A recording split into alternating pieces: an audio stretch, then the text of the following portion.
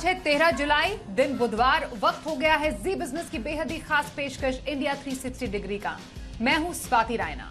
हो जाइए तैयार बड़ी खबरों के 360 डिग्री एनालिसिस के लिए।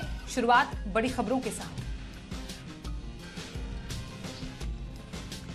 अमेरिका पर गिरा महंगाई बम। जून में रिटेल महंगाई 9% के पार पहुंची। 41 साल की ऊंचाई पर महंगाई। अमेरिका में बढ़ती महंगाई ने पूरी दुनिया की बढ़ाई चिंता।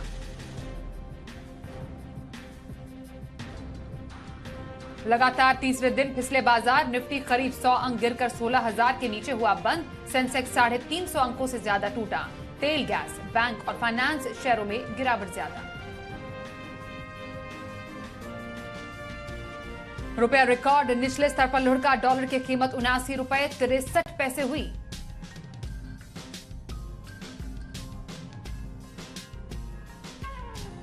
मोबाइल फोन, टीवी समेत अन्य गैजेट्स को रिपेयर करना होगा आसान। सरकार जल्द लाएगी राइट टू रिपेयर पर गाइडलाइंस। इंडिया 360 डिग्री में बताएंगे आपको कैसे राइट टू रिपेयर करेगा आपके गैजेट की केयर।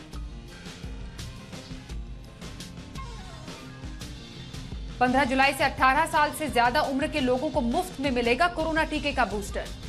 अगले 75 दिन तक चलेगा जागरूकता अभियान।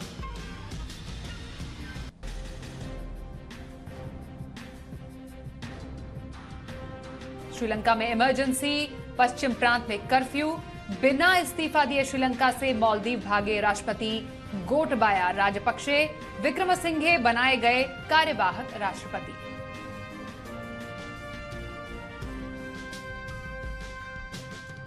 गुजरात, महाराष्ट्र में बारिश, बाढ़ से हाहाकार। मध्य प्रदेश में भी कई जिलों में भारी बारिश का अलर्ट। गुजरात में अब तक 69 तो महाराष्ट्र में 100 से ज्यादा मौत।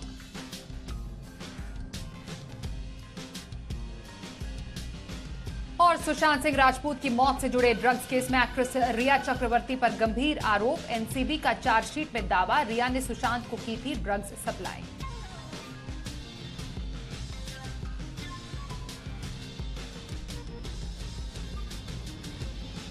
और इंडिया 360 डिग्री में सबसे पहले इस वक्त की ब्रेकिंग न्यूज आपको बताएं। अमेरिका से जो आ रही है, पूरी दुनिया के लिए ये बुरी खबर है। दरअसल महंगाई के मोर्चे पर अमेरिका को बड़ा झटका लगा है। यहां महंगाई एक बार फिर रिकॉर्ड स्तर पर पहुंच गई है। जून महीने में अमेरिका में रिटेल महंगाई दर 9.1% रही, जबकि अनुमान था 8.8% का। और अमेरिका में 41 साल की ये सबसे ज्यादा महंगाई दर है। और इस आंकड़े के बाद दुनिया भर के बाजारों पर असर भी दिखना तय है। आपको बताएं, आशंका यह है कि यूएस फेडरल रिजर्व भी ब्याज दरों में तेज बढ़ोतरी करेगा। और अगर अमेरिकी सेंट्रल बैंक ब्याज दरों में बढ़ोतरी करता है तो इसका असर ग्लोबल स्तर पर भी देखने को मिल सकता है। अमेरिका पर महंगाई और दुनिया भर में इसके असर पर चर्चा करने के लिए इस वक्त हमारे साथ जी बिजनेस के मैनेजिंग एडिटर अनिल सिंह भी हैं। अनिल सर, आंकड़े आ चुके हैं। अमेरिका में महंगाई दर के 41 साल की ऊंचाई पर पहुंच गई है। कितनी बड़ी चिंता है ये दुनिया के लिए और किस बात की आशंका ज्यादा है? देखिए स्वाति, चिंता की बात तो डेफिनेटली है। और जहां एक बार अंदाजा लगा रहे थे कि 8.8% के आसपास महंगाई दर आएगी, उसके सामने 9% के ऊपर निकलकर आंकड़ा आना वाकई में बड़ी चिंता की बात है। और स्पेशली तब जबकि पिछले कुछ समय में कमोडिटीज के दाम थोड़े से कंट्रोल में आते हुए दिखे हैं, थोड़े नीचे आते हुए दिखे हैं। अमेरिका में ब्याज दरें भी बढ़ी हैं, उसके बावजूद किसी तरह से महंगाई काबू में आती नहीं दिख रही और 41 साल के हाईएस्ट लेवल के आंकड़े आए हैं। अब चिंता किस बात की? चिंता इस बात की कि जितनी ज्यादा महंगाई उतनी ब्याज दरें तेजी से बढ़ने की संभावना। 27 जुलाई को फेड की अगली मीटिंग है, उस पॉलिसी है, उसमें ब्याज दरें बढ़ानी। अब तक ये अंदाजा था कि 0.5% तो बढ़ेगी, इस पर आम राय थी। यानी कि एक बार पहले ही 0.5% बढ़ा चुके, जो उन्होंने 22 साल में पहली बार किया, 18 साल में पहली बार किया। अब फिर से 0.5% बढ़ाने की तैयारी में थे। लेकिन आज अगर वहां से आप जो डेटा देखें तो इस महंगाई के आंकड़े के बाद अब 30% लोग ये मान रहे हैं कि 0.5% नहीं, 1% भी बढ़ सकती है। और हो सकता है ये आंकड़ा कल और आगे पॉलिसी आते वक्त और आपको बढ़ता नजर आए। यानी कि लोग अब ये समझने लगे कि 0.5% से काम नहीं चलेगा, शायद हो सकता है 1% बढ़ाने की भी संभावना बने। और कल फिर बॉन्ड मार्केट उसके हिसाब से अपने आप को एडजस्ट करने की कोशिश करेंगे। तो सबसे बड़ी चिंता की बात है कि तेजी से ब्याज दरें बढ़ेंगी, 0.5% तो है ही, चाहे 1% बढ़ाए ना बढ़ाए, लेकिन उसकी चिंताएं बढ़ेगी और उसके चलते जो सिस्टम में से लिक्विडिटी कम करने की प्रोसेस है और ब्याज दरें जो बढ़ाने की प्रोसेस है, वो अमेरिकी बाजारों पर, अमेरिका की अर्थव्यवस्था पर बुरा असर डालेगी। जी, एक रिपल इफेक्ट अनिल सर देखने को यहाँ पर मिल सकता है, जैसा आप बता रहे हैं, और डेफिनेटली ब्याज दरों में बढ़ोतरी तय है अमेरिका में। ऐसे में जो एफआईआई की बिकवाली है सर, जो हम लगातार पिछले कई दिनों से देख रहे हैं, वो हो रही है, क्या ये और भी ज्यादा तेज हो सकती है इस प्रोसेस के बाद? हो सकती है, बिल्कुल हो सकती है। और इसलिए भी कि आमतौर पर बढ़ती हुई ब्याज दरों के समय में एफआईआई को इमर्जिंग मार्केट कभी पसंद आते ही नहीं है। इस बार भी उन्होंने जमकर बेचा है। वो अलग बात है कि हमारे बाजार ज्यादा गिरे नहीं। हमारे बाजार नहीं गिरने की वजह ये है कि हमारे पास लोकल पैसा इस बार काफी है और हमारे खुद के इन्वेस्टर्स दम लगाकर मुकाबला कर रहे हैं, पैसा लगा रहे हैं म्यूचुअल फंड के जरिए सीधे तौर पर। लेकिन इसका मतलब ये नहीं कि एफआईआई ने अपने रुझान में कोई बदलाव किया है। एफआईआई ने का रुझान तो हमेशा से यही रहा है। जब जब भी अमेरिका में ब्याज दरें बढ़ने की सिचुएशन आती है, तब वो भारतीय बाजारों से दूसरे इमर्जिंग मार्केट से पैसा निकालते हैं और वो उन्होंने किया भी, और इस बार तो सबसे ज्यादा किया है। तो इस थोड़ा सा अभी जो पिछले 2 हफ्तों में पोज लिया था, थोड़ी सी बिकवाली का प्रेशर कम किया था, अब वो बिकवाली का प्रेशर वापस बढ़ेगा भी। और जब तक उन्हें ये संकेत न मिले कि ब्याज दरें पीक आउट हो रहे, महंगाई पीक आउट हो रही है, तब तक आप एफआईआई की बिकवाली तो होते हुए देखेंगे। और दूसरी तरफ करेंसी का भी नुकसान होता है। तो ऐसे में एफआईआई के लिए ये सेंसिबल है कि रुपया कमजोर हो, मार्केट और गिरे, उससे पहले वो बिकवाली करके निकले। और एक और चीज ये भी है, एक तरह से हम ये खुश हो सकते हैं कि हमारे बाजार सबसे कम गिरे हैं, हम ज्यादा बेहतर रहे हैं और एफआईआई की इतनी बिकवाली को पचा चुके हैं। लेकिन दूसरी तरफ से आप एफआईआई के एंगल से देखें तो उनके लिए तो बहुत बढ़िया मार्केट है कि आप जितना चाहें बेच पा रहे हैं और ऊपर से करेंसी वीक हो रही, तो बाद में जब भी उन्हें वापस लेना होगा ले भी पाएंगे। तो मेरे ख्याल से दिक्कत तो है ही, बिकवाली रहेगी भी एफआईआई की और वो थोड़ी बढ़ने भी वाली। सर, अब महंगाई को आप कब तक काबू में आते देख रहे हैं? क्योंकि जो ऑलरेडी जियोपॉलिटिकल टेंशन है, रूस और यूक्रेन के जंग से जो हालात बने हैं, उससे वैसे भी ग्लोबल हालात बहुत ज्यादा पेचीदा हो चुके हैं।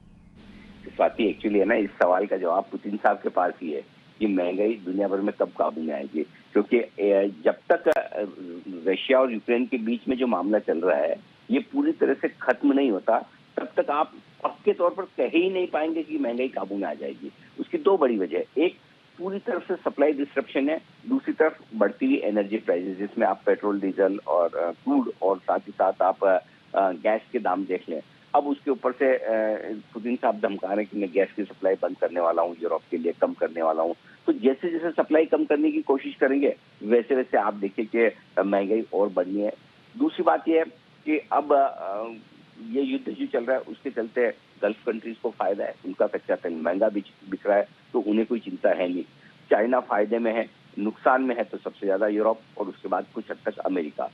तो ओवरऑल जब तक इस युद्ध को खत्म करने का कोई संकेत आपके सामने नहीं आता, जब तक सप्लाई सारी नॉर्मल्स नहीं होती, जब तक सैंक्शंस नहीं निकलते हैं, तब तक आपके लिए बड़ा मुश्किल होगा कि आप ये भरोसा कर लें कि महंगाई आपकी काबू में आ जाएगी। हाँ, ये जरूर है कि इसके साथ एक चीज और जो होगी तेजी से ब्याज दरें बढ़ाने से, वो होगी कि ग्रोथ पर असर पड़ेगा, मंदी आने की संभावना होगी। अमेरिका की इकोनॉमी और दुनिया भर की इकोनॉमी के रिसेशन में जाने का जो खतरा होगा, उसके चलते कमोडिटीज के दाम घटेंगे। लेकिन मेटल्स के दाम घट जाए, खाने पीने की चीजों की कमोडिटीज के दाम घट भी जाए, तब भी आपके लिए जो सबसे बड़ा फैक्टर महंगाई का है वो कच्चा तेल और गैस के प्राइसेस है। वो तभी घटेंगे जब रशिया और यूक्रेन के बीच में किसी तरह का समझौता हो और वो सप्लाई वापस नॉर्मल होती दिखे, और उसके लिए हमारे और आपके पास जवाब है नहीं। तो मेरा ये समझना है कि मतलब ट्रम्प कार्ड वही है, जब तक वो नहीं होता तब तक आप महंगाई को एकदम पक्के तौर पर नीचे आ जाएगी ये कहना ही मुश्किल है, ऑलमोस्ट इम्पॉसिबल है। तो प्रेडिक्ट करना काफी मुश्किल है महंगाई को, लेकिन इन आंकड़ों से यूएस के बाजार जरूर सहम गए हैं सर। फिलहाल तो मार्केट गिरे हुए हैं। हम देख पा रहे हैं डाउ जोन्स और नैस्डैक दोनों गिरावट के साथ कारोबार इस वक्त हो रहा है। हमारे बाजार इस पर कैसे रिएक्ट कर सकते हैं कल? देखिए, हमें तो स्वाति आज भी डर था कि महंगाई के आंकड़े है ना, जितने अनुमान उससे ज्यादा आ सकते हैं। कुछ हद तक हम कल भी कमजोर हुए, कुछ आज भी कमजोर हुए, तो अमेरिका में आज कमजोरी वाला सेशन हो सकता है, ये डर तो हमें था ही। और ये सब कुछ तब हुआ जब हमारे बाजारों के बंद होने के वक्त अमेरिकी फ्यूचर खरे निशान में थे। उसके बावजूद भारतीय बाजारों ने आज कोई खास कॉन्फिडेंस दिखाया नहीं। लेकिन अब चूंकि अमेरिका में गिरावट हो रही है, हल्की फुल्की है, हल्की फुल्की में आप कहेंगे कि 400 पॉइंट में आपको हल्का फुल्का लग रहा है। ऑनेस्टली जो लेवल की महंगाई आई उससे 400 पॉइंट बहुत कम गिरे, राइट। तो ऐसी सिचुएशन में कल हम थोड़ा असर तो देखेंगे। मेरा ये समझना है 15,700 15,850 ये 150 पॉइंट की रेंज कल निफ्टी पर मजबूत सपोर्ट के तौर पर रहेगी और इसके नीचे जाने की संभावना कम है, वहां पर आप खुलेंगे। और ऊपरी स्तरों पर अब कल के लिए बात तो नहीं कर रहा, लेकिन अगले हफ्ते के हिसाब से देखें तो 16,200 16,300 आपके लिए अपर बैंड हो गया। उसके पार निकलने में मुश्किल आएगी क्योंकि आपको ग्लोबल मार्केट्स का सपोर्ट नहीं है, एफआईएस की बिकवाली है और बाकी सारे फैक्टर्स आपके लिए कमजोरी के हैं। लेकिन 15,700 15,850 इससे ज्यादा कमजोरी कल तो मैं नहीं देख रहा। बाकी देखते हैं, अभी तो अमेरिका में आधे से ज्यादा ट्रेडिंग सेशन बचा है। सुबह डाउ फ्यूचर्स पता नहीं क्या करते हैं और अमेरिकी बाजारों का भाई मामला ऐसा ना कि हर एक चीज पर कभी अच्छा और कभी बुरा सोच ले। तो फिलहाल तो जो फेड जो कुछ भी एक्शन हुआ है, इन्फ्लेशन का जो कुछ डेटा है उसके हिसाब से कमजोरी होना तय है, लेकिन बहुत ज्यादा खराब होंगे इसकी संभावना भी मुझे नहीं लग रही। तो हम खुलेंगे लगभग आधा से 1% कमजोरी के साथ और उसके बाद संभलने की कोशिश करेंगे। जी बहुत धन्यवाद करेंगे अनिल जी, आप इस चर्चा में हमारे साथ शामिल हुए। कल सुबह 7 बजे एक बार फिर से आपसे बातचीत होगी और जानेंगे अब कैसे भारतीय बाजार इस पर रिएक्ट करते हैं। फिलहाल आपका धन्यवाद करते हैं। तो डेफिनेटली महंगाई से यूएस बाजार तो सहम गया ही है। हम देख भी रहे हैं कि अमेरिकी बाजारों में गिरावट के साथ कारोबार इस वक्त चल रहा है। जून रिटेल महंगाई दर जिसका अनुमान 8.8% था वो 9.1% पर इस बार दर्ज की गई है। तो ये तो चलिए अब बात हुई महंगाई दर की जिसने यूएस को टोटली पूरी तरह से सहमा कर रख दिया है। अब कुछ दिन भर की और बड़ी खबरों का भी रुख कर लेते हैं। आज सुबह केंद्रीय स्वास्थ्य मंत्रालय ने कोरोना के आंकड़े जारी किए। एक बार फिर से कोरोना के मामलों में बढ़त देखने को मिली है। आंकड़ों के मुताबिक पिछले 24 घंटों में 16,906 मामले दर्ज किए गए। इस दौरान 45 लोगों की कोरोना के चलते मौत भी हुई। मंगलवार को कोरोना के कुल 13,615 मामले दर्ज हुए थे। देश में एक्टिव केस भी लगातार बढ़ रहे हैं। मंत्रालय ने बताया कि बीते 24 घंटों में कोरोना से 15,447 लोग रिकवर हुए हैं। साथ ही कोरोना के एक्टिव मामले बढ़कर 1,32,457 हो गए हैं। दोपहर होते होते सभी लोगों की निगाहें सुप्रीम कोर्ट के एक फैसले पर टिकी रही। खबर आई कि सुप्रीम कोर्ट ने उत्तर प्रदेश के साथ ही देश के बाकी हिस्सों में चल रहे बुलडोजर एक्शन पर रोक लगाने से इंकार कर दिया है। इस मामले में जमीयत उलेमा हिंद की ओर से दायर याचिका पर आज सुप्रीम कोर्ट में सुनवाई हुई। कोर्ट ने बुलडोजर एक्शन पर रोक को लेकर कोई अंतरिम आदेश पास नहीं किया। अब मामले की अगली सुनवाई 10 अगस्त को होगी।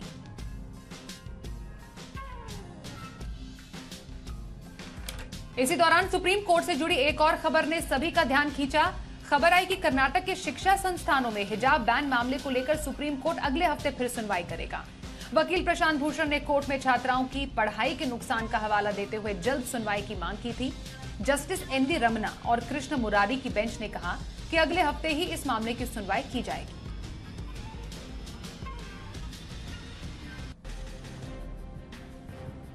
सुप्रीम कोर्ट की खबरों के बीच एक और खबर सभी टेलीविजन चैनलों पर सुर्खियां बनी रही। खबर आई कि दिल्ली के इंदिरा गांधी इंटरनेशनल एयरपोर्ट पर 45 पिस्तौल ले जा रहे 2 लोगों को गिरफ्तार किया गया है। ये पिस्टल असली है या नहीं, इसकी जांच की जा रही है।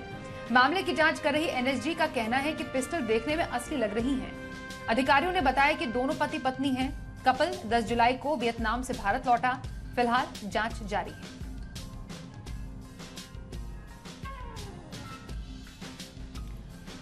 इधर भारी बारिश के चलते प्रधानमंत्री नरेंद्र मोदी का गुजरात दौरा टल गया है। वो 15 जुलाई को गिफ्ट सिटी में एक कार्यक्रम में शामिल होने के लिए गुजरात के गांधीनगर जाने वाले थे। इसके साथ ही भारी बारिश के चलते एनडीए की राष्ट्रपति कैंडिडेट द्रौपदी मुर्मू ने भी अपना गुजरात दौरा कैंसिल कर दिया है। उन्हें केवड़िया में आज आदिवासी सम्मान सम्मेलन में शामिल होना था। वहां वो बीजेपी विधायकों और सांसदों से भी मुलाकात करने वाली थी।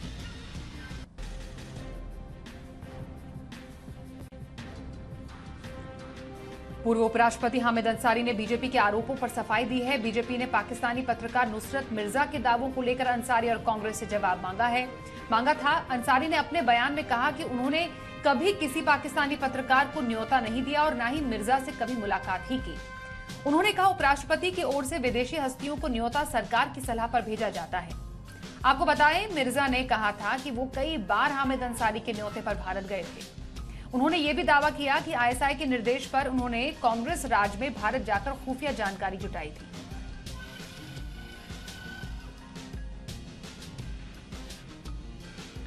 मुंबई वालों को आज एक बार फिर लगा महंगाई का झटका। सीएनजी और पीएनजी की कीमतें 8 से बढ़ गई हैं।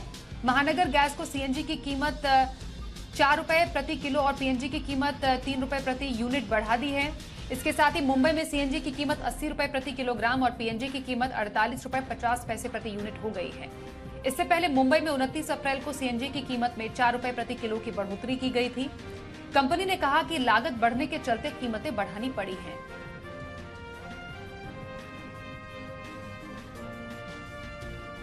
तमाम खबरों के बीच कई राज्यों में भारी बारिश का दौर जारी है। महाराष्ट्र और गुजरात के कई हिस्सों में आज भी भारी बारिश हो रही है। कल भी गुजरात के कई हिस्सों में भारी बारिश हुई। पिछले 24 घंटों में गुजरात में बारिश से 6 और लोगों की जान चली गई। अधिकारियों के मुताबिक राज्य में बारिश से 1 जून से अभी तक 69 लोगों की जान जा चुकी है। वहीं मुंबई में भारी बारिश से कई जगहों पर जल जमाव की सूचना है। मौसम विभाग ने पालघर, रायगढ़, नासिक, पुणे, कोल्हापुर और सतारा जिले के लिए रेड अलर्ट जारी कर दिया है। साथ ही आईएमडी ने मुंबई और ठाणे के लिए ऑरेंज अलर्ट जारी किया है।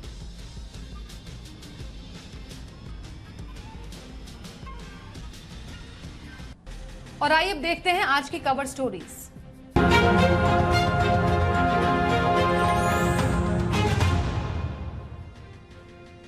आपने कोई स्मार्टफोन खरीदा और महज 1 से 1.5 साल के भीतर ही उसमें कुछ दिक्कतें आने लगी। आप रिपेयरिंग के लिए मोबाइल शॉप गए, लेकिन वहां पता चला कि जितने में आप रिपेयर करेंगे उसमें तो 1-2 हजार और मिलाकर आप नया फोन ले सकते हैं। और आखिर में आप ऐसा ही करते भी हैं। कई बार कंपनियां कुछ वक्त बाद मोबाइल की परफॉर्मेंस को स्लो कर देती हैं। कुछ समय के बाद कंपनियां अपडेट देना भी बंद कर देती हैं। कंपनियां ये सब तरीके अपनाती हैं ताकि आप उनके नए स्मार्टफोन और नए गैजेट्स खरीद सकें। इससे न सिर्फ आम कंज्यूमर्स की गाढ़ी कमाई को नुकसान पहुंचता है, बल्कि ये प्रैक्टिस पर्यावरण के लिए भी हानिकारक है। लेकिन अब सरकार इस पर लगाम कसने की तैयारी कर रही है। सरकार जल्दी राइट टू रिपेयर की व्यवस्था करने वाली है। क्या है ये राइट टू रिपेयर? कैसे ये आम कंज्यूमर को दिलाएगा फायदा? देखिए इस रिपोर्ट में।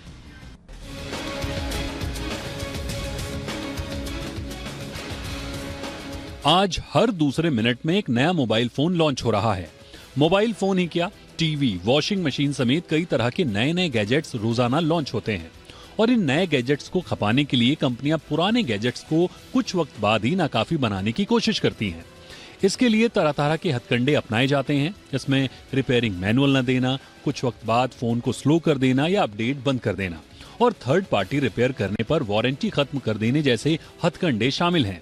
अब सरकार इन हथकंडों पर लगाम कसने की तैयारी कर रही है। सरकार आम ग्राहकों को अब राइट टू रिपेयर यानी मरम्मत का अधिकार देने की तैयारी कर रही है। सरकार ने राइट टू रिपेयर पर बड़ी बैठक की है। बैठक में कई संगठन शामिल हुए। बैठक में सरकार की तरफ से कहा गया है कि हर प्रोडक्ट की लाइफ तय हो।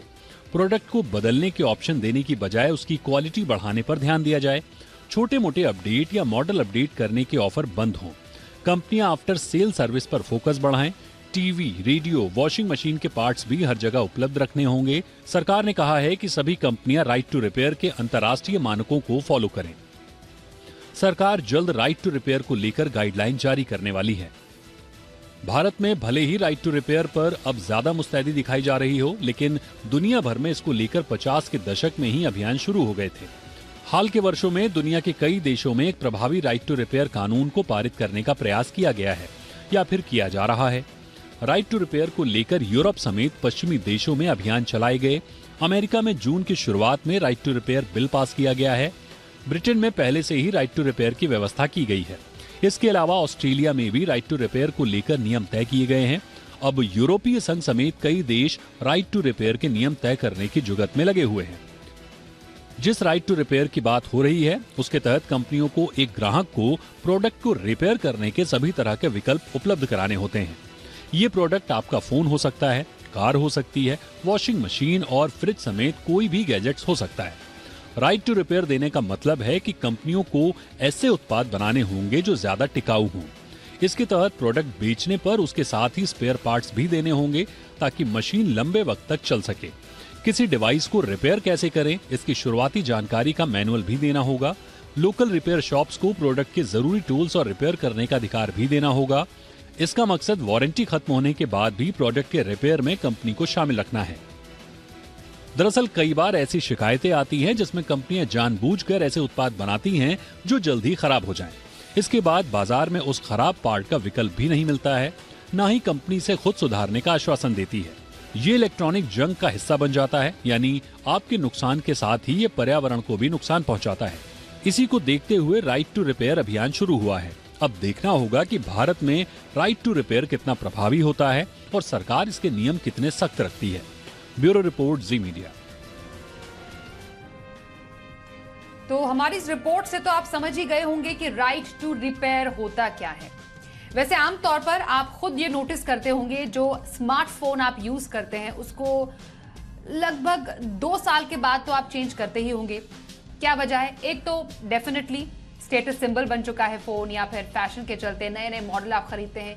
एक वजह यह भी होती है कि जब आप अपना स्मार्टफोन ठीक कराने जाते हैं, उसमें कोई खराबी आती है तो उसकी मरम्मत का जो खर्चा होता है वो नए फोन की खरीदारी से बहुत ज्यादा मिलता जुलता है। मतलब मरम्मत में जितना पैसा लगेगा, आप सोचते हैं कि इसमें थोड़ा सा पैसा और डाल के क्यों ना नया फोन ही खरीदा जाए। ऐसा क्यों होता है? क्योंकि कई बार जो टेक्नोलॉजी उस फोन में यूज होती है वो उस टाइम पे अवेलेबल ही नहीं होती है। और खास तौर पर कुछ ब्रांड्स होते हैं वो कहते हैं कि हमारे ही वर्कशॉप से आकर आप अपना फोन ठीक कराइए, अदरवाइज आपको परेशानी हो सकती है। तो ये कुछ कमियां हैं जो इस वक्त हमारे इस तमाम जो टेक्नोलॉजी इंडस्ट्री है उसमें लोग फेस करते हैं। तो क्या ये राइट टू रिपेयर आने के बाद ऐसी परेशानियों से हम थोड़ा बहुत इसको सॉल्व कर पाएंगे? इस पर चर्चा करने की शुरुआत करते हैं। हमारे साथ है टेक एक्सपर्ट अभिषेक भटनागर। अभिषेक, बहुत स्वागत करते हैं हम आपका इस चर्चा में। ऐसे समय पर जब हर कोई चाहता है कि उसके पास नए से नए गैजेट्स, नई से नई टेक्नोलॉजीज हो, राइट टू रिपेयर का आना, मतलब आपकी कोई भी स्मार्टफोन हो गया या फिर आपकी घर पे कोई अप्लायंस हो गया या फिर इनफैक्ट इवन आपकी कार हो गई, उसको रिपेयर करने या रिपेयर करवाने का हक आपके पास होना, क्या ये एक जो हमारे कंट्री का, या सिर्फ कंट्री नहीं, इनफैक्ट हर जगह एक यूज एंड थ्रो जो कल्चर है वो कम होगा? कैसे उसमें कुछ बदलाव आप देखते हैं राइट टू रिपेयर से?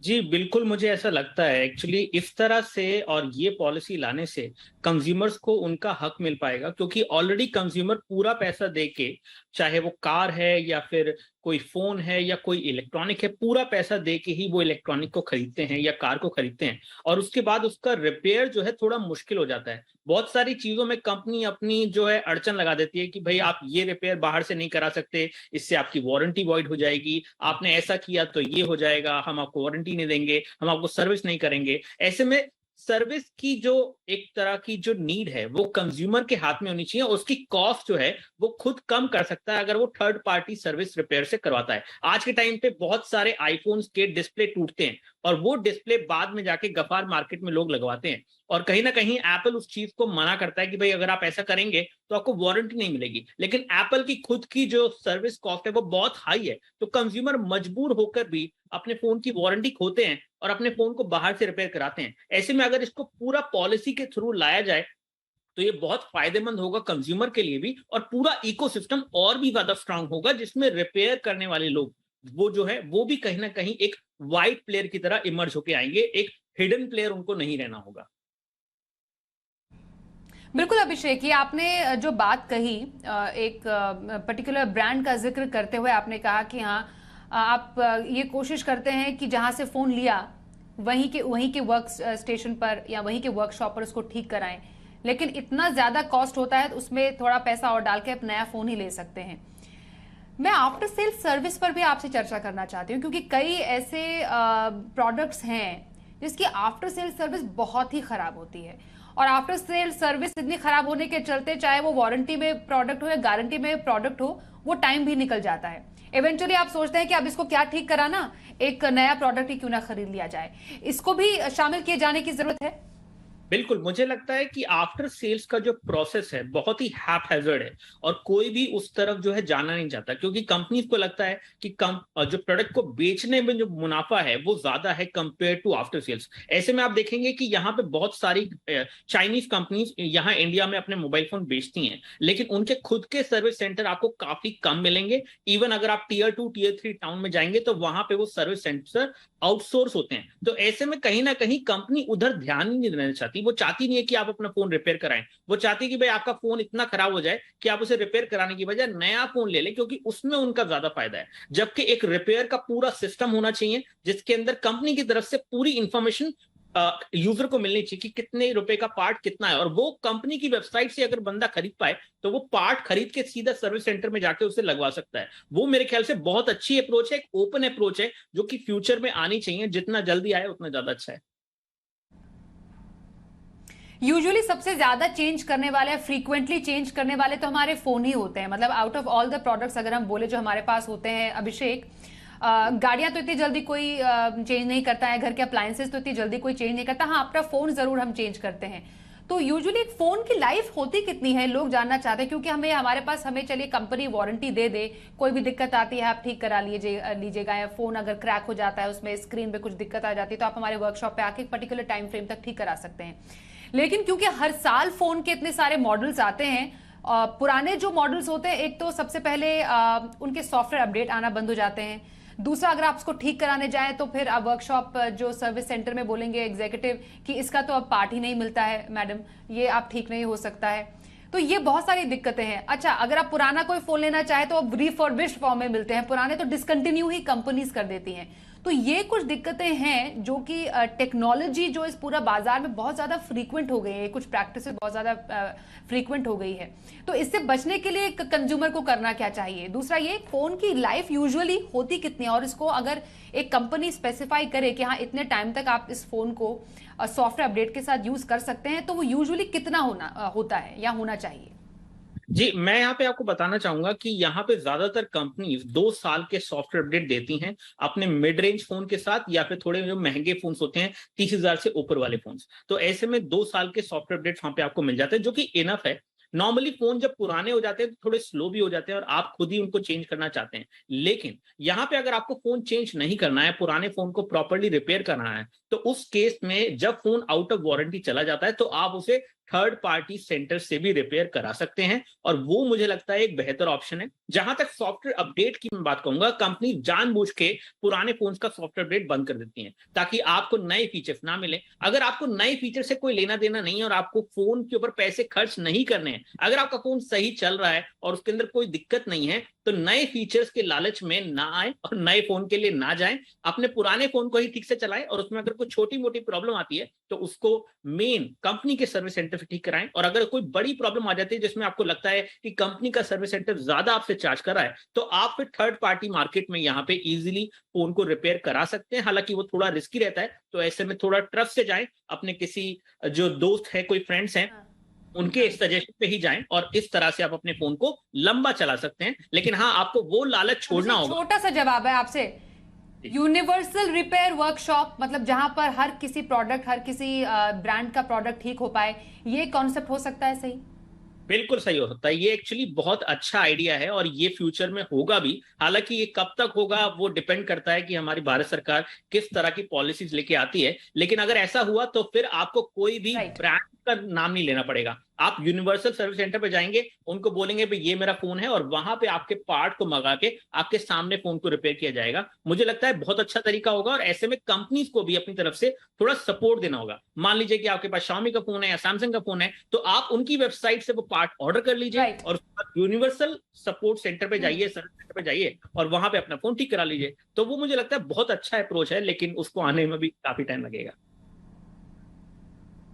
बिल्कुल, बहुत धन्यवाद करेंगे अभिषेक आपका इस चर्चा में शामिल होने के लिए। राइट टू रिपेयर दुनिया भर में, क्या भारत में भी राइट टू रिपेयर आकर तमाम जितनी हमने दिक्कतों का यहाँ पर जिक्र किया, क्या उसका समाधान निकलेगा? यूज एंड थ्रो की जो कल्चर है, क्या उससे हमें निजात मिलेगा? एनवायरनमेंट को भी इससे काफी ज्यादा फायदा होगा।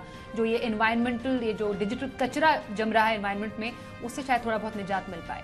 आगे बढ़ते हैं। अगली खबर ये कि देश और दुनिया भर में कोरोना अभी थमा नहीं है। कोरोना के मामले लगातार दुनिया भर में सामने आ रहे हैं। ऐसे में कोरोना से बचाव का सिर्फ एक ही हथियार है और वो है हमेशा की तरह वैक्सीनेशन। देश में अब 18 प्लस को भी बूस्टर डोज लगाया जा रहा है। अब मोदी सरकार ने बूस्टर डोज को लेकर एक बड़ी घोषणा की है। मोदी सरकार ने देश में 18 साल से ज्यादा उम्र के लोगों को वैक्सीन की बूस्टर डोज फ्री में लगाने की घोषणा की है। ये रिपोर्ट देखिए और फिर हम अपने खास मेहमान के साथ चर्चा करेंगे कि आखिर देश में बूस्टर डोज को लेकर लोगों का व्यवहार उदासीन क्यों है और क्यों बूस्टर डोज लेना अभी भी जरूरी है।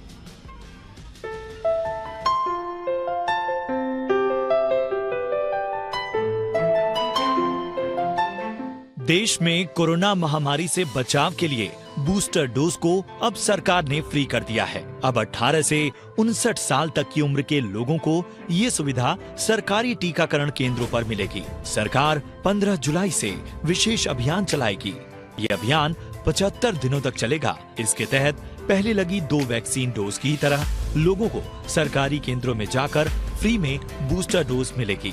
कोरोना संक्रमण की दर में बीते कुछ दिनों में इजाफा देखने को मिल रहा है और इसी के मद्देनजर सरकार ने लोगों से बूस्टर डोज लगवाने की अपील की है। सरकार आजादी के अमृत महोत्सव के अवसर पर 75 दिनों का विशेष अभियान चलाएगी। अब तक 18 से 59 की उम्र के 77 करोड़ में से 1% से भी कम लोगों ने बूस्टर डोज लगवाई है, जबकि 60 साल और उससे अधिक उम्र के करीब 16 करोड़ लोग बूस्टर की खुराक ले चुके हैं। भारत की 96% आबादी को कोविड वैक्सीन की पहली खुराक दी जा चुकी है, जबकि 87% लोगों ने दोनों खुराक ले ली है। ऐसे में माना जा रहा है कि मुफ्त टीकाकरण की पहल से इस आंकड़े में बड़ा इजाफा होगा और लोग सरकारी केंद्रों पर जाकर बचाव के लिए बूस्टर डोज लगवाएंगे। ICMR और अन्य वैश्विक संस्थाओं की स्टडी के मुताबिक 2 डोजों से जो प्रतिरोधक क्षमता विकसित होती है उसका असर 6 महीने तक बना रहता है, लेकिन उसके बाद एक बार फिर से बूस्टर डोज की जरूरत होती है। इसीलिए सरकार ने कोरोना की दूसरी डोज और बूस्टर डोज लेने के बीच के अंतर को घटाकर 6 महीने कर दिया है, जो पहले 9 महीने था। इसके अलावा देश में ज्यादातर लोगों को टीकाकरण के दायरे में लाने के लिए 1 जून से हर घर दस्तक अभियान 2.0 की शुरुआत भी की गई है।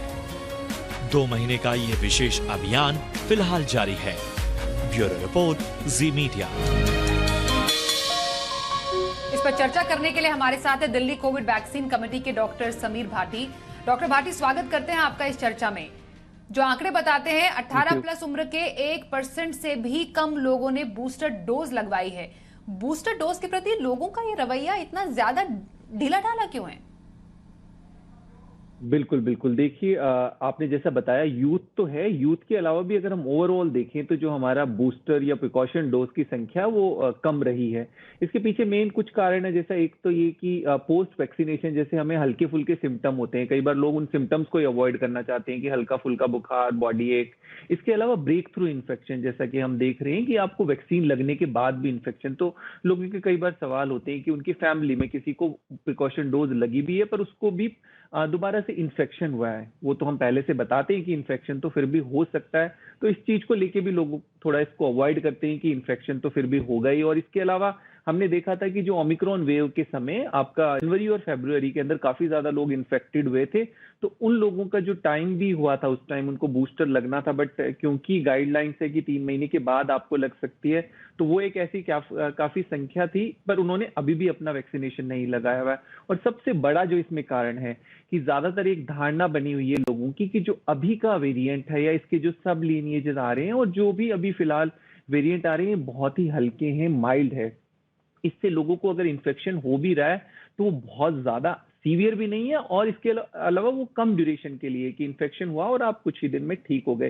तो ये भी सब चीज को देख के लोग नहीं लगा रहे, जैसा कि हमने डेल्टा वेव में देखा था जो कि काफी ज्यादा डेडली थी, उसके बाद वैक्सीनेशन वालों की संख्या बहुत ज्यादा बढ़ गई थी। पर इसमें हमने नहीं देखा थर्ड वेव के बाद कि प्रिकॉशन डोज लाने के बाद जो है संख्या बढ़ी है। एंड इसमें एक चीज, 2 जो इश्यूज थे वो अब एड्रेस हो गए हैं, तो मुझे लगता है उसके बाद कंपैरेटिवली थोड़ी संख्या इंक्रीज होनी चाहिए। जैसा कि अभी आपने बताया कि जो ड्यूरेशन है आपकी सेकेंड डोज के बाद थर्ड डोज की वो 9 मंथ से 6 मंथ हो गई है, तो मैं समझता हूँ अब काफी ज्यादा एलिजिबल पॉपुलेशन हो गई है और मुझे लगता है वो सामने आकर लगवाएंगे। और एक जो आपकी वैक्सीनेशन के लिए अभी तक पेमेंट करनी पड़ रही थी सिर्फ प्राइवेट वैक्सीनेशन सेंटर्स पे ही हमारे एडल्ट पॉपुलेशन के लिए वैक्सीन अवेलेबल थी 18+ के लिए, अब उनके लिए फ्री में अवेलेबल होगी जो हमारे सरकारी हॉस्पिटल भी है। तो इसके बाद भी मैं समझता हूँ कि संख्या बढ़ेगी। बाकी लोगों के अंदर एक ये धारणा है कि हम लोगों को ऑलरेडी 2 डोज लग चुकी है और उसके बाद इन्फेक्शन भी हो चुका है, तो इन्फेक्शन को भी वो एज ए बूस्टर काउंट कर रहे हैं, तो वो भी एक संख्या है जो नहीं आ रहे हैं सामने लगवाने। इनफैक्ट डॉक्टर भाटी यही आपसे जानना चाह रही थी, पहल तो बहुत अच्छी है कि शायद इसी के चलते लोग बूस्टर डोज लगाना शुरू कर दें। अब तो पूरी दुनिया खुल चुकी है, हर कोई चीज अनलॉक हो गई है, लोगों में डर भी नहीं बाकी रहा अब। लेकिन WHO भी लगातार कहता है कोरोना कहीं गया नहीं है, अभी एंडेमिक बना नहीं है। ये बूस्टर डोज लगाना अभी भी क्यों जरूरी है? बिल्कुल बिल्कुल, जैसा देखिए आपने अभी बात किया, क्योंकि हमें ग्लोबली देखना, और जैसा हम पहले से बात करते हुए आ रहे थे उसी चीज को मैं रिपीट करूंगा कि जब तक सब सेफ नहीं है तब तक कोई भी सेफ नहीं है। इसके अलावा अगर हमने देखा भी कि जितने भी अभी कोविड पॉजिटिव पेशेंट्स आए हैं फिलहाल कुछ महीनों के अंदर, उसके अंदर उनके अंदर किसी भी तरह की कोई बीमारी की गंभीरता नहीं देखी गई, ना ही हॉस्पिटलाइजेशन। वो इसलिए था कि बहुत भारी संख्या में लोग भारत के अंदर वैक्सीनेटेड थे, तो निश्चित तौर पर वैक्सीनेशन का एक काफी अच्छा असर रहता है। और जैसा कि हम विदेशों के अंदर देख रहे हैं या अन्य देशों में देख रहे हैं, जहां पर वैक्सीनेशन कम रहा है वहां पर बीमारी की गंभीरता भी देखी गई है और वहां हॉस्पिटलाइजेशन भी देखा गया है। और इसके अलावा एक समय के बाद हमारी जो वैक्सीनेशन की जो इम्यूनिटी है या हमारी जो नेचुरल इम्यूनिटी भी है, उसकी एंटीबॉडीज डिक्लाइन होना शुरू हो जाता है। तो कुछ समय के बाद हमें जरूरी है लेना। और इसके अलावा जैसा कि हम शुरू से बात करते हुए आ रहे हैं कि आपको इसके लिए हर साल एक डोज लेनी पड़ेगी, जैसा कि हम अदर अपनी फ्लू शॉट्स वगैरह भी लेते हैं। सबसे महत्वपूर्ण यहाँ पर जानने वाली बात है कि जो कोमॉर्बिड लोग हैं, जो हाई रिस्क वाले हैं, उनके लिए तो बहुत ही ज्यादा जरूरी है बूस्टर डोज लेना। क्योंकि भारत की अगर मैं बात करूं तो यहाँ पर बहुत सारी जनसंख्या ऐसी है जो अननोन कोमॉर्बिड है, जिनको पता भी नहीं है कि जिनको कोई इस तरह की बीमारी है, वो डायबिटिक है या उनको हाइपरटेंशन है। तो मैं समझता हूं इस वजह से अगर गाइडलाइंस बनी है तो सबको इसका एडवांटेज जरूर लेना चाहिए, क्योंकि इससे आपको निश्चित तौर पर एक एक्स्ट्रा लेवल ऑफ प्रोटेक्शन मिलता है। बिल्कुल, डॉक्टर समीर भाटी बहुत धन्यवाद करेंगे आपका हमारे साथ इस चर्चा में शामिल होने के लिए। तो 15 जुलाई से विशेष अभियान चलाया जा रहा है 18+ से 59 साल की उम्र तक के लोगों के लिए। जो गवर्नमेंट वैक्सीनेशन सेंटर है उसमें मुफ्त में आप बूस्टर डोज लगवा सकते हैं। इस मौके का फायदा उठाइए और बूस्टर डोज जरूर लगवाइए। अब बात करते हैं आज के तीसरे सबसे बड़े डेवलपमेंट की, श्रीलंका में मचे भूचाल की।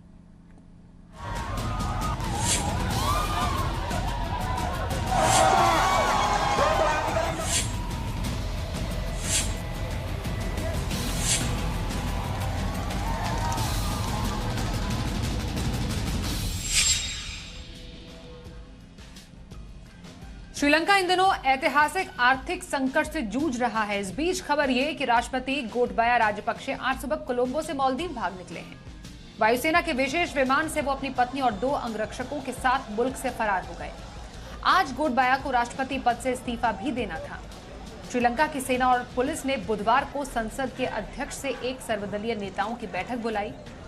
इस बीच कार्यवाहक राष्ट्रपति रनिल विक्रमसिंघे ने कहा कि देश के लोकतंत्र पर एक फांसीवादी खतरा मंडरा रहा है। उन्होंने कहा कि हमें जल्द से जल्द देश की संपत्ति को हो रहे नुकसान को रोककर सब कुछ सामान्य करना होगा। श्रीलंका आर्थिक संकट की आग में जिस तरह धू-धू कर जल रहा है, इसकी बानगी यहां से निकल रही तस्वीरें बता रही हैं। आम लोगों के लिए 2 वक्त की रोटी जुटाना भी मुश्किल हो गया है। देश में कई जरूरी चीजों का अकाल पड़ गया है। श्रीलंका में जारी प्रदर्शन के बीच देखिए कैसे लोग दर-बदर हो गए हैं।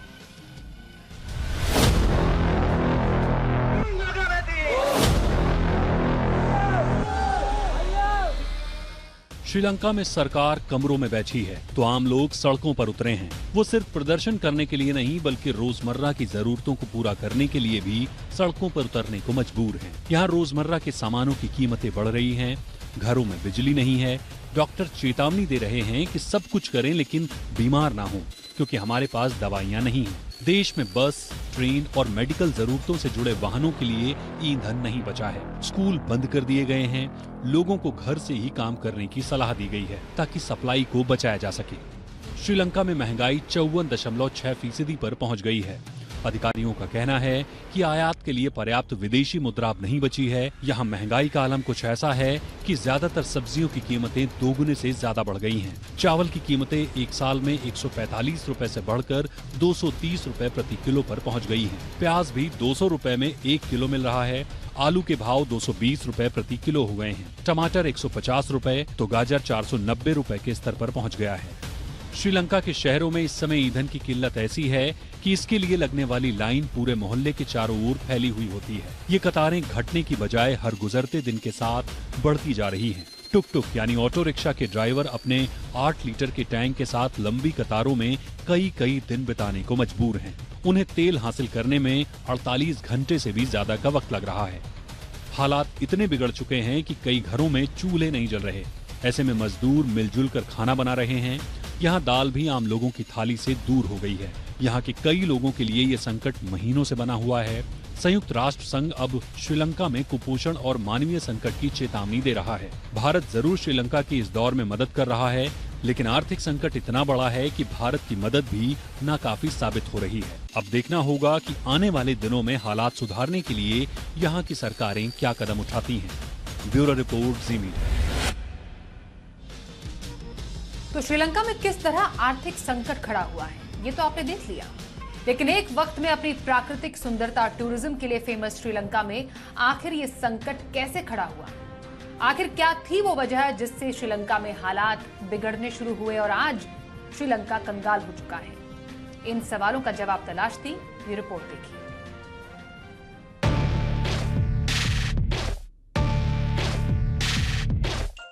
भारत का पड़ोसी मुल्क श्रीलंका सुलग रहा है।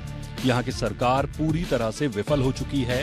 प्रदर्शनकारी जो पहले सड़कों पर ही विरोध जता रहे थे, उन्होंने अब राष्ट्रपति भवन पर कब्जा कर लिया है और मौजूदा राष्ट्रपति गोटाबाया राजपक्षे छुपते फिर रहे हैं। इन प्रदर्शनों की शुरुआत तब हुई जब लोगों की रोजमर्रा की जरूरतें भी पूरी नहीं हो पाई।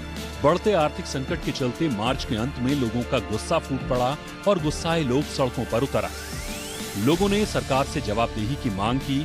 विरोध प्रदर्शन को रोकने के लिए पुलिस को तैनात किया गया, कर्फ्यू लगाया गया। शांतिपूर्ण प्रदर्शन तब उग्र होने लगे जब राष्ट्रपति राजपक्षे ने 1 अप्रैल को आपातकाल लगाया। इससे अधिकारियों को बिना वारंट के लोगों को हिरासत में लेने का अधिकार मिल गया। आपातकाल के फैसले से प्रदर्शनकारी और उग्र हो गए। कर्फ्यू की परवाह किए बिना प्रदर्शन तेज कर दिए गए, जिसके बाद पुलिस ने सैकड़ों प्रदर्शनकारियों को गिरफ्तार कर लिया और तब से ये प्रदर्शन लगातार जारी है। श्रीलंका में आज जो हालात पैदा हुए हैं, उसकी पटकथा काफी पहले से लिखी जा रही थी। श्रीलंका में बिगड़े हालात के लिए सरकार का गलत प्रबंधन भी जिम्मेदार माना जाता है। विशेषज्ञों के मुताबिक पिछले 1 दशक के दौरान सरकार ने विदेश से भारी भरकम कर्ज लिया। 2019 में सत्ता संभालने के तुरंत बाद राजपक्षे सरकार ने टैक्स में भारी कटौती की। इससे स्थिति और बिगड़ गई। इसके साथ ही रासायनिक उर्वरकों पर प्रतिबंध और भारी बारिश से भी स्थिति बिगड़ी। इससे किसानों की फसल बर्बाद हो गई। हालात बिगड़ ही रहे थे कि कुछ दिनों बाद कोरोना की मार ने श्रीलंका की इकोनॉमी की कमर तोड़ दी। कोरोना ने भी यहाँ आर्थिक संकट के हालात पैदा किए। यहाँ का पर्यटन कारोबार ठप पड़ गया और विदेशों में रह रहे नागरिकों ने पैसे घर भेजने बंद कर दिए। कोरोना कम हुआ तो रूस और यूक्रेन की जंग ने श्रीलंका की इकोनॉमी को धराशायी करने का काम कर दिया। अर्थव्यवस्था को बचाए रखने के लिए सरकार ने विदेशी मुद्रा भंडार को जरूरत से ज्यादा इस्तेमाल किया। महज 2 साल में फॉरेन रिजर्व 70% से भी ज्यादा घट गया। श्रीलंका में हालात कितने खराब हैं वो इसी से समझा जा सकता है कि पिछले कई महीनों से देश में महंगाई दर दहाई अंकों में है। श्रीलंका मुख्य खाद्य पदार्थों और ईंधन के लिए भुगतान नहीं कर पा रहा है। सरकार के पास दूसरे देशों से खरीदारी के लिए पैसे भी नहीं बचे हैं। अब देखना होगा कि नए राष्ट्रपति और उनके नए नेता क्या श्रीलंका को इस आर्थिक संकट से उबार पाते हैं या नहीं। ब्यूरो रिपोर्ट, जी मीडिया। ऑनलाइन ठगी नई नहीं है, मगर ठग इसके जरिए लोगों को खूब ठग रहे हैं। देखिए इसी पर हमारी खास पेशकश, डिजिटल डकैती से कैसे बचें।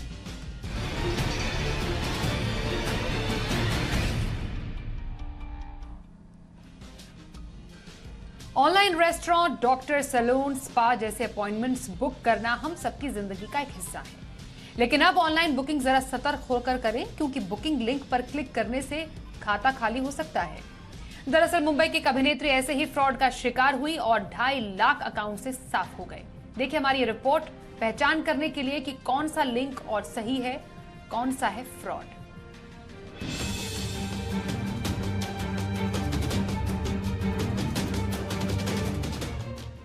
मिलिए टीवी एक्ट्रेस अमन संधू से।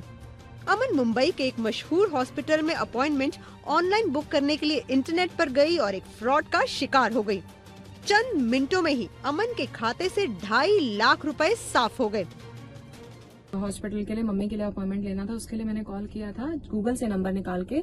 नंबर पे कॉल करने के बाद मैंने उनको सारी डिटेल्स टाइमिंग्स पूछा, उन्होंने मुझे टाइमिंग्स बताया। दूसरे नंबर से लिंक आता है, उसने बोला कि इस पे लिंक पे आप क्लिक करेंगे तो आपको जो पेशेंट का डिटेल्स है वो आपको एक पेपर आएगा, आप उसे डाउनलोड कर लेना। उस पेपर पे आप फिर हॉस्पिटल में दिखा करके अपना कंटिन्यू कर सकते हो। उस लिंक को मैं ओपन करती हूँ, 7-8 सेकेंड्स में मेरे अकाउंट से 2,24,000 रुपए निकल जाते हैं। अमन अकेली नहीं है, हम सब अक्सर इंटरनेट पर भरोसा करते हैं, सर्च इंजन पर लिस्टेड नंबर पर विश्वास करते हुए फोन भी करते हैं, लेकिन गलती हम तब कर बैठते हैं जब किसी अनजान लिंक पर हम क्लिक कर बैठते हैं जो किसी ने हमारे फोन या मेल पर भेजा हो। ऐसे में कैसे विश्वास करें कि लिंक सही है या फ्रॉड लिंक बना है सिर्फ आपका खाता खाली करने के लिए। इससे जो आपके मोबाइल में मैलवेयर एक ऐप डाउनलोड हो जाएगा जो आपको दिखेगा भी नहीं और उससे आपका मोबाइल कॉम्प्रोमाइज हो जाएगा और आपको आने वाले हर वो एसएमएस वो जो चोर फ्रॉडस्टर है, साइबर क्रिमिनल, उनके पास चले जाएंगे। अब हम आपको बताते हैं कि इंटरनेट पर दिए लिंक को कैसे पहचाने कि ये जेन्युइन है या किसी ठग ने जाल बिछाया है। सबसे पहले तो ऐसे फ्रॉड से बचने के लिए हर लिंक को क्लिक करने की आदत छोड़ दें। ऑनलाइन दिए नंबर के साथ देखें कि कंपनी का नाम क्या लिखा है। ठग अक्सर जेन्युइन कंपनी के नाम से मिलता जुलता नाम रखते हैं। उसकी स्पेलिंग गलत हो सकती है, डोमेन नेम अनजान हो सकता है। चेक करें कि वेबसाइट सही है या फ्रॉड। हर सर्च लिंक के साथ बने 3 डॉट्स पर क्लिक करें उसकी जानकारी पाने के लिए। लिंक क्लिक करने से पहले नॉर्टन जैसे एंटीवायरस पर लिंक चेक करें कि ये असली है या फ्रॉड। गूगल या एप्पल अक्सर फ्रॉड वेबसाइट्स की चेतावनी देता है, उसे इग्नोर मत कीजिए।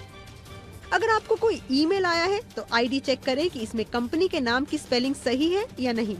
शॉर्ट यूआरएल पर क्लिक करने से पहले उसका असली लिंक प्रीव्यू या चेक करके ही क्लिक करें।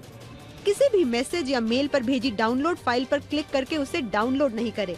ऐसे किसी भी लिंक को एंटीवायरस पर चेक करके ही डाउनलोड करें या खोलें। इन दिनों ऐसी बहुत सी एप्स और वेबसाइट्स हैं जिनकी सर्विस आप फ्री में अवेल कर सकते हैं और चेक कर सकते हैं कि जो लिंक है वेबसाइट का या जो आपके एसएमएस में आया है, व्हाट्सएप में आया है, मेल पर आया है, वो रियल है या फिर फर्जी है। बिना जांचे परखे किसी भी लिंक को क्लिक मत कीजिए। एकता सूरी, जी मीडिया, मुंबई। अगर आप खाने में अलग से नमक लेते हैं तो अलर्ट हो जाइए, ये खबर आपके लिए ही है। एक रिपोर्ट में चौंकाने वाला खुलासा हुआ है कि जो लोग स्वाद के लिए खाने में अलग से नमक लेते हैं उनमें मौत का खतरा आम लोगों के मुकाबले 28% ज्यादा है। इतना ही नहीं, ऐसे लोगों की उम्र 1.5 से 2 साल तक कम हो जाती है। दरअसल बॉडी में नमक की अधिकता कितनी घातक हो सकती है, इस पर इस रिपोर्ट में काफी सारी बातें बताई गई हैं। देखिए। खाने में ऊपर से चुटकी भर नमक बेहद घातक साबित हो सकता है। इससे खाने का स्वाद जरूर बढ़ जाता है, लेकिन जब बॉडी में नमक की अधिकता हो जाती है तो यही नमक जानलेवा बन जाता है। ब्रिटेन की रिसर्च संस्था यूके बायोबैंक की एक स्टडी में खुलासा हुआ है कि ऊपरी नमक स्वाद देने के साथ साथ कई गंभीर बीमारियां भी देता है। यूके बायोबैंक ने 5 लाख लोगों पर एक स्टडी किया है, जिसके मुताबिक जो लोग अपने खाने में रेगुलर ऊपर से नमक मिलाते हैं उनमें मौत का खतरा आम लोगों के मुकाबले 28% बढ़ जाता है। इसके अलावा खाने में ऊपर से नमक लेने वाले पुरुषों की जिंदगी करीब 2.25 साल और महिलाओं की उम्र करीब 1.5 साल कम हो जाती है। समझते हैं कि खाने में ऊपर से नमक लेना क्यों घातक है। दरअसल जब नमक खाने के साथ पक जाता है तो इसके आयरन का स्ट्रक्चर बदल जाता है और आपकी बॉडी इसे जल्दी एब्जॉर्ब कर लेती है। लेकिन कच्चा नमक जिसे आप खाने में ऊपर से डालकर खाते हैं उसका स्ट्रक्चर नहीं बदलता है, इसलिए ये देर से पच पाता है। लेकिन स्वाद बढ़ाने के चक्कर में लोग ऊपरी नमक का सेवन करने से नहीं चूकते। अब इससे होने वाले खतरे को भी समझते हैं। कच्चा नमक लेने से किडनी खराब होने के खतरे के साथ हाई ब्लड प्रेशर का शिकार होने का खतरा भी बढ़ जाता है। ज्यादा नमक लेने से शरीर में वाटर रिटेंशन बढ़ जाता है। इसमें पेट, चेहरे, हाथ पैर में सूजन होने का खतरा रहता है। वहीं ज्यादा नमक लेने से वजन बढ़ने और मोटापे का शिकार होने की आशंका भी रहती है। कई मामलों में पाया गया है कि ऊपर से नमक खाने वाले अनिद्रा की बीमारी का शिकार हो जाते हैं। साथ ही नमक के गुण में घाव के भरने की क्षमता नहीं होती। ऐसे में ज्यादा नमक का सेवन करने से शरीर की हीलिंग क्षमता प्रभावित होती है। नमक का अधिक मात्रा में सेवन करने से हड्डियों से जुड़ी बीमारी ऑस्टियोपोरोसिस के होने का खतरा बढ़ जाता है। इस बीमारी में मामूली चोट पर भी हड्डियों में फ्रैक्चर होने का खतरा बना रहता है। WHO के मुताबिक एक हेल्दी बॉडी को रोजाना 5 ग्राम नमक की जरूरत होती है। नमक में सोडियम और पोटेशियम दोनों होता है। सोडियम बॉडी में पानी का सही लेवल बनाने से लेकर ऑक्सीजन और दूसरे पोषक तत्व सभी ऑर्गन तक पहुंचाने में मदद करता है। एक हेल्दी बॉडी को रोजाना 2.25 ग्राम से थोड़ा अधिक सोडियम लेना चाहिए। ये हमें 5 ग्राम नमक में मिल जाता है। ऐसे में जिंदगी में नमक बनाए रखने के लिए खाने में ऊपर से नमक ना लें तो ही ठीक है। कम से कम बीमारियों से तो दूर रहेंगे। ब्यूरो रिपोर्ट, जी मीडिया। और आइए अब देखते हैं इंडिया 360 डिग्री में मामला क्या है।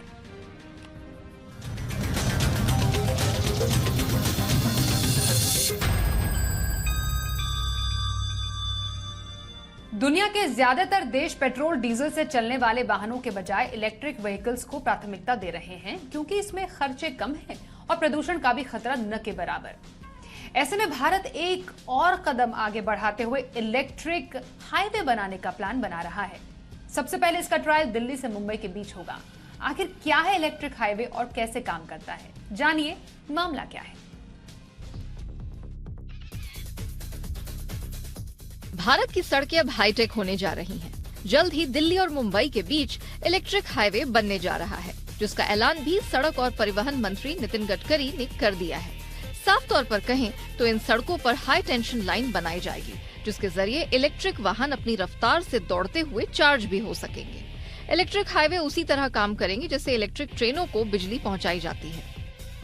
दुनिया के ज्यादातर देश इस समय पेट्रोल डीजल से चलने वाले वाहनों के बजाय इलेक्ट्रिक व्हीकल्स को प्राथमिकता दे रहे हैं। उम्मीद जताई जा रही है कि आने वाला समय ईवी यानी इलेक्ट्रिक व्हीकल का होगा, इसलिए जगह जगह ईवी चार्जिंग स्टेशन लगाए जा रहे हैं। इससे एक कदम आगे इलेक्ट्रिक हाईवे को लेकर भी योजना बनाई जा रही है। अब आपको आसान भाषा में समझाते हैं कि ये काम कैसे करेगा। आपने ट्रेन या मेट्रो रेल में सफर तो जरूर किया होगा। जिस तरह ट्रेन के इंजन को ऊपर लगे बिजली के तारों से कनेक्ट करने के लिए पेंटोग्राफ लगा होता है, ठीक उसी तरह आने वाले समय में इलेक्ट्रिक व्हीकल भी हाईवे पर लगे तारों से कनेक्ट होकर चलेंगे। यानी इलेक्ट्रिक व्हीकल में पेंटोग्राफ का इस्तेमाल किया जाएगा, जो बिजली के तारों से वाहनों को कनेक्ट करेगा। कुछ ही दिनों पहले जर्मनी के हेस शहर में इलेक्ट्रिक हाईवे की शुरुआत की गई है। ये इलेक्ट्रिक हाईवे 6 मील लंबा है। इस इलेक्ट्रिक हाईवे पर हाइब्रिड ट्रक चलते हुए ही चार्ज किए जा सकते हैं। इलेक्ट्रिक हाईवे के एक किनारे पर ठीक वैसे ही बिजली के तार नजर आते हैं जैसे किसी रेलवे स्टेशन या मेट्रो स्टेशन पर नजारा दिखाई देता है। जर्मनी के इस इलेक्ट्रिक हाईवे पर ट्रेनों और ट्रामों के लिए इस्तेमाल की जाने वाली ओवरहेड पावर लाइनों की तरह ही हाइब्रिड ट्रक ओवरहेड केबल से कनेक्ट कर चार्जिंग करते हैं। इस दौरान वो 50 किलोमीटर प्रति घंटा से ज्यादा की रफ्तार पर चलते भी रहते हैं। जर्मनी में बनाए गए 6 मील लंबे इलेक्ट्रिक हाईवे को बनाने के लिए जर्मन फेडरल मिनिस्ट्री ने 1 अरब 16 करोड़ 36 लाख रुपए जारी किए थे। इसके अलावा ट्रायल के लिए 15.3 मिलियन यूरो जारी किए गए थे। इलेक्ट्रिक हाईवे के लिए कोई नया रास्ता बनाने की जरूरत नहीं है, बल्कि पहले से मौजूद एक्सप्रेसवे या हाईवे पर ओवरहेड पावर के जरिए कनेक्टिविटी की जा सकती है। हालांकि मौजूदा वाहनों को नए सिरे से डिजाइन किए जाने की जरूरत है। अगर भारत में इलेक्ट्रिक हाईवे हकीकत बनते हैं तो ये भविष्य में प्रदूषण कंट्रोल में भी सहायक साबित होंगे। ब्यूरो रिपोर्ट, जी मीडिया। हमने आपको बुलेटिन की शुरुआत में ही बता दिया था कि मुंबई में सीएनजी और पीएनजी के दाम बढ़ाए गए हैं। कीमतें बढ़ने के बाद मुंबई में क्या है लोगों का रिएक्शन, देखिए हमारे संवाददाता सौरभ पांडे की रिपोर्ट। महानगर गैस ने अपने सीएनजी और पीएनजी की कीमतों में जो है बढ़ोतरी की है। आपको बता दें ये जो बढ़ोतरी है 3 रुपए और 4 रुपए प्रति किलो की गई है। इस वक्त हम मौजूद हैं महानगर के एक गैस स्टेशन पर। आप देख सकते हैं कि किस तरह से जो है गाड़ियों की कतारें यहाँ लगी हुई हैं। लोग जो है टाइम से आके बढ़ा रहे अपनी जो है गाड़ियों में जो है गैस भरवा रहे हैं और उनका कहना है कि ये जो कीमत जो बढ़ोतरी है वो उससे जो है उनको काफ़ी नुकसान हो रहा है और उनके जेबों पर काफ़ी ज़्यादा असर हो रहा है। आपको बता दें पिछले 1 साल के अंदर ये जो है 30 रुपए तक जो है इसकी कीमत बढ़ाई गई है और जितने भी ऑटो रिक्शा है, बसेज हैं और उन सब का कहना है कि ऐसे अगर दाम बढ़ते रहे तो जाहिर सी बात है इसका असर जो है गाड़ी के किराए में देखने को मिलेगा। मुंबई से वीडियो जर्नलिस्ट मुश्ताक अली के साथ सौरभ पांडे, जी मीडिया। तो इंडिया 360 डिग्री में आज के लिए बस इतना ही। वक्त एक ब्रेक का हो गया है, पर बने रहिए जी बिजनेस के साथ क्योंकि आगे भी खबरों का सिलसिला जारी है।